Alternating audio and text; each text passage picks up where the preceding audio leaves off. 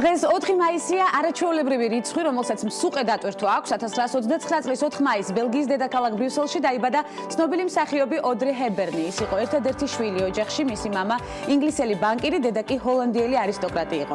ბავშვობაში ოდრი გატაცებული იყო ბალეტით და საკუთარ კარიერას სწორედ ცეკვას უკავშირებდა, თუმცა მოგვიანებით არჩევანი თეატრზე შეეჩერა.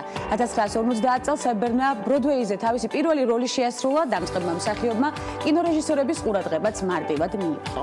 შეუძლებელია ოდრის ხსენებისას არ გაგვახსენდეს ფილმი რომაული არდადაგები, რომელმაც მსახიობს საყოველთაო აღიარება მოუტანა გრეგორი პეკთან ტანდემში ბრწყინვალედ განსახიერებულმა როლმა. ოდრი ჰეპბერნი მაყურებლის ფავორიტად აქცია. პრინცესა ანა მსოფლიოს ბევრ ქვეყანაში საყვარელ პერსონაჟად იქცა. შემდეგ იყო ფილმები როგორ მოვიპაროთ მილიონი, ომი და მშვიდობა, საუზმე წიფანისთან და უამრავი სხვა. ბოლო როლი სტივენ სპილბერგის ფილმში 1998 წელს შეასრულა. დღეს გამორჩეული რიცხვის აღნიშვნა მიწევს ქალების ნარატივით კიდევ ერთი ფაქტის გამო 1979 წლის 4 მაისს მარგარეტ ტეტჩერი გახდა დიდი ბრიტანეთის პრემიერ-მინისტრი. ის იყო მე-20 საუკუნის ყველაზე ხანგრძლივი ვადით არჩეული პრემიერ-მინისტრი და ერთადერთი ქალბატონი ამ პოსტზე. ჟურნალისტებმა მას რკინის ლედი შეარქვეს. ტეტჩერის მეტსახელი ასოცირდებოდა მის უკომპრომისო პოლიტიკასა და ლიდერობის სტილთან. მან დანერგა პოლიტიკა, რომელიც ცნობილი გახდა როგორც ტეტჩერიზმი. პრემიერის პოსტზე ტეტჩერი სამჯერ აირჩიეს, თანამდებობა საბოლოოდ 1990 წლის ნოემბერში დატოვა. სამაგალითო ქალებით გავხსენით დღევანდელი გადაცემა, სწორედ ასეთი ტემპით და მოტივაციით ვაგრძელებთ დღეს და ტრადიციული ანონსი გადაცემის საწყისში.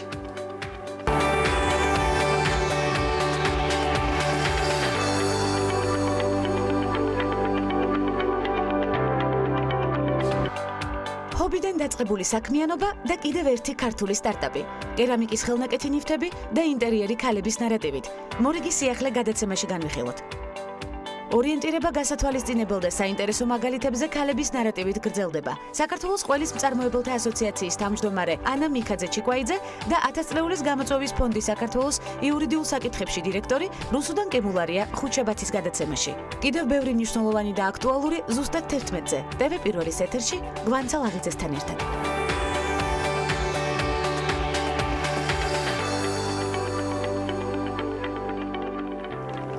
როიალ იორდანიანმა ახალი ანტიდისკრიმინაციული კამპანია წამოიწყო. არიან ადამიანები, რომლებსაც არც თვითმფრინავის ეშინიათ, არც სიმაღლის და არც გაუთვალისწინებელი რისკების, მაგრამ აფიქრებთ გაცილებით უფრო ბევრი ფაქტორი, მაგალითად გარშემოყოფების თვალებში ამოკითხული შიში. დისკრიმინაცია ხშირად ზიზღიც კი. ეს არიან ადამიანები, რომლებსაც თვითმფრინავში მათი კანის ფერით, წვერითა და წარმომავლობით საზღვრავენ, რაც ყველაზე საგანგაშოა. მათ ავტომატურად ტერორისტებად აღიქვამენ. ავიაკომპანია როიალ იორდანიანმა გადაწყვიტა ამ თემასთან დაკავშირებით ისეთი სარეკლამო რგოლი შეექმნა, რომელიც საზოგადოებას მსგავსი შეხედულებების აბსურდულობაში დაარწმუნებდა და მცირედით მაინც გამოასწორებდა იმ სერიოზულ აქტუალურ პრობლემას, რასაც დისკრიმინაცია ქვია. დემოკრატების ყოფილმა საპრეზიდენტო კანდიდატმა ჰილარი კლინტონმა განაცხადა, რომ საპრეზიდენტო არჩევნები რუსი ჰაკერებისა და გამოძიების ფედერალური ბიუროს დირექტორის ჯეიმს კომის გამო წააგო. არჩევნები, რომ გასული წლის 27 ოქტომბერს გამართულიყო, მე თქვენი პრეზიდენტი გავხდებოდი, განაცხადა ჰილარი კლინტონმა CNN-ისთვის მიცემულ ინტერვიუში. ამავდროულად ჰილარი კლინტონმა აღნიშნა, რომ საკუთარ თავზე იღებს პასუხისმგებლობას არჩევნების წაგებისთვის, თუმცა რუსი ჰაკერების ჩარევამ და გამოძიების ფედერალური ბიუროს დირექტორის წერილმა იმის თავაზე, რომ უწყება კვლავ იძიებს კლინტონის მიერ ამერიკის შეერთებული შტატების სახელმწიფო დეპარტამენტში კერძო სერვერების გამოყენების საკითხს, კორექტივები შეიტანა საარჩევნო პროცესში. მე გავიმარჯვებდი, მაგრამ 28 ოქტომბერს ჯეიმს კომის მიერ გამოქვეყნებულმა წერილმა და რუსულმა ვიკილიქსმა ეჭვები გაუჩინა ამ ურჩეველს, აღნიშნა ჰილარი კლინტონმა. რაც შეეხება რუსეთის პრეზიდენტს ვლადიმერ პუტინს, ჰილარი კლინტონმა უპრეცედენტო უწოდა უცხო ქვეყნის ლიდერის მხრიდან არჩევნების პროცესში ჩარევას და აღნიშნა, რომ პუტინი მისი ქომაგი არ არის. გერმანიის კანცლერმა ანგელა მერკელმა ერთობლივ კონფერენციაზე განაცხადა, რომ რუსეთის პრეზიდენტს თხოვა გავლენა მოახდინოს ჩეჩნეთში LGBT პირების უფლებების დარღვევის აღსაკვეთად. მე ვესაუბრე იმაზე, რომ მივიღე ძალიან უარყოფითი ცნობები ჩეჩნეთში ჰომოსექსუალთა მდგომარეობის შესახებ. ვთხოვე ბატონ პრეზიდენტს, რომ რეაგირება მოახდინოს ამაზე და უზრუნველყოს უმცირესობათა უფლებების დაცვა, განაცხადა მერკელმა. ფილმები ჩემი ბედნიერი ოჯახი და მზის ქალაქი ვისბადენის ფესტივალის გამარჯვებულები გახდნენ. ცენტრალური და აღმოსავლეთ ევროპის ფილმების საერთაშორისო ფესტივალი Go East დღეს ქართული კინოსთვის მნიშვნელოვანი გამარჯვებით დასრულდა და ცხადია გვახარებს ეს ფაქტი მორიგად. ნანა ექვთიმიშვილმა და სიმონ გროსმა ახალი ფილმით ჩემი ბედნიერი ოჯახი საუკეთესო რეჟისორების ნომინაციაში გაიმარჯვეს და ჯილდოსთან ერთად პრიზის სახით 7500 евро გადაეცემათ. აღსანიშნავია, ნანა ექვთიმიშვილისა და სიმონ გროსის ფილმი ჩემი ბედნიერი ოჯახი ფესტივალზე საერთაშორისო კინოკრიტიკოსთა რჩეულიც გახდა. მანანა, ცოლი და დედა აქვს კი მას უფლება ამავდროულად იყოს ქალი მასწავლებელი, მუსიკოსი ან უბრალოდ მეგობარი. რამდენი განსხვავებული სახე შეუძლია რომ თავს ჰქონდეს, წერს კინოკრიტიკოსი ბრიტა როსჩი. გარდაცვალებიდან 20 წლის შემდეგ პრინცესა დაიანაზე ფილმს, სერიალსა და გადაცემას გადაიღებენ. სულ ცოტა ხნის წინ დაანონსებული ინფორმაციით დოკუმენტურ ფილმში ვიხილავთ ინტერვიუებს ლედი დის შვილებთან, კემბრიჯის ჰერცოგ უილიამთან და პრინც ჰარისთან, რომლებიც საუბრობენ თუ რა გავლენა ჰქონდა დაიანას მათ ცხოვრებაზე. ამავე ფილმში ვიხილავთ თითქმის ყველა იმ ადამიანს, რომლებსაც ახლო ურთიერთობა ჰქონდა პრინცესასთან და პირველად ალაპარაკდებიან მისი გარდაცვალების მიზეზებზე. ამასთან 2017 წლის თებერვალში ABC-მ განაცხადა, რომ აგვისტოში პრინცესას შესახებ სპეციალურ 4 საათიან გადაცემას მოამზადებს. პრინცესა დაიანას გარდაცვალების 20 წლის თავთან დაკავშირებით ასევე იგეგმება კენსინგტონის სასახლის ბაღში მისი ძეგლის დადგმაც. კეით მიდლტონმა და პრინცმა უილიამმა წელს ჟურნალ Closer's ჰერცოგინიას 2012 წელს შიშველი ფოტოების გამოქვეყნებისთვის სასამართლოში უჩივლეს. კომპენსაციის სახით ისინი 1.5 მილიონ ევროს ითხოვდნენ. პაპარაცის მიერ დაახლოებით 200 ფოტოა გადაღებული, აქედან რამდენიმეში ჯერ კიდევ მომავალი ჰერცოგინია შიშველია.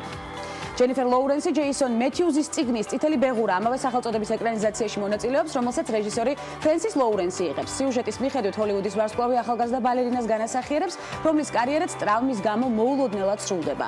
ამის შემდეგ მისი ცხოვრება სრულად შეიცვლება, გადამღები ჯგუფი უკვე რამდენიმე ქვეყანას ესტუმრა, ერთ-ერთი უკანასკნელი ლოკაცია კი სლოვაკეთი იყო.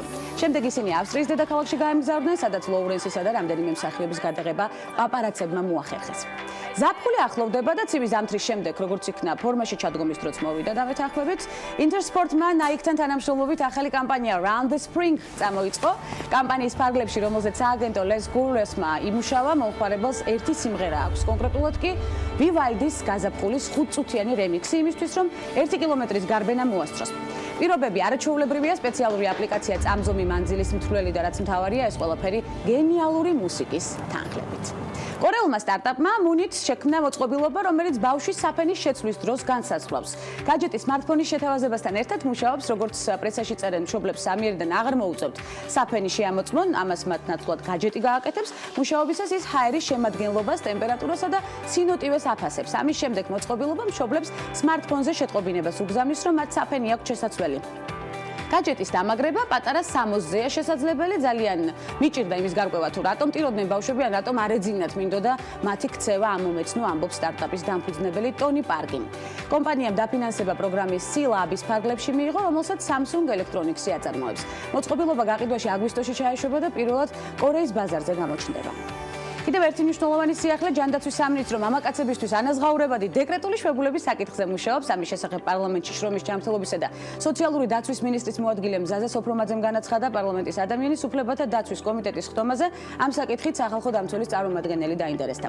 მამაკაცების ანაზღაურებადი დეკრეტის შესახებ აქტიურად მუშაობთ, განაცხადა სოფრომაძემ და აუცილებლად მოვიკითხავთ უკვე შედეგს ცხადია, განვიხილავთ ქალების ნარატივით. ჰობიდან დაწყებული საქმიანობა და კიდევ ერთი ქართული სტარტაპი მეს კერამიქსი, კერამიკის ხელნაკეთი ნივთებს თავაზობს მომხმარებელს, როგორც მისი დამფუძნებელი ირინა სალმინა აღნიშნავს, შექმნის იდეა მას შემდეგ გაჩნდა, როდესაც ინტერიერის დიზაინზე მუშაობდა და გადაწყვიტა განსხვავებული დეკორატიული კედელი შეექმნა.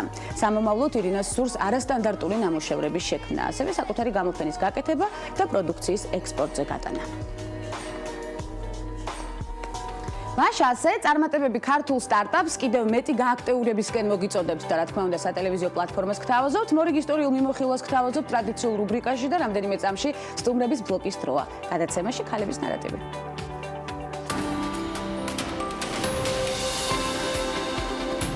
ამერიკულ საავტომობილო კონცერნს General Motors 57 წლის მერე ბარა ხელმძღვანელობს. ბარა გახლავთ პირველი ქალი აღმასრულებელი დირექტორის პოზიციაზე მსხვილ საავტომობილო კომპანიაში. მერი ბარა ავტოკონცერნის ვიცე-პრეზიდენტია და კომპანიის პროდუქტების განვითარებაზეა პასუხისმგებელი. უფრო ადრე კი ის კომპანიის საკადრო პოლიტიკას კურირებდა. General Motors-ის ხელმძღვანელის პოსტზე მან 65 წლის დენ აკერსონი შეცვალა, რომელმაც ავტოკონცერნი 2014 წლის იანვარში დატოვა. მერი ბარა 57 წლისაა და General Motors-ში 38 წლის განმავლობაში მუშაობს. ის კორპორაციას 1980 წელს 18 წლის ასაკში შეუერთდა. გავლენიანი გამოცემა Forbes-ის მიხედვით, მერი ბარა მსოფლიოს ერთ-ერთი ყველაზე ძლიერი ქალების სიაში არაერთხელ მოხვდა. 2016 წელს მერი ბარა შემოსავალმა 28,6 მილიონი ამერიკული დოლარი შეადგინა.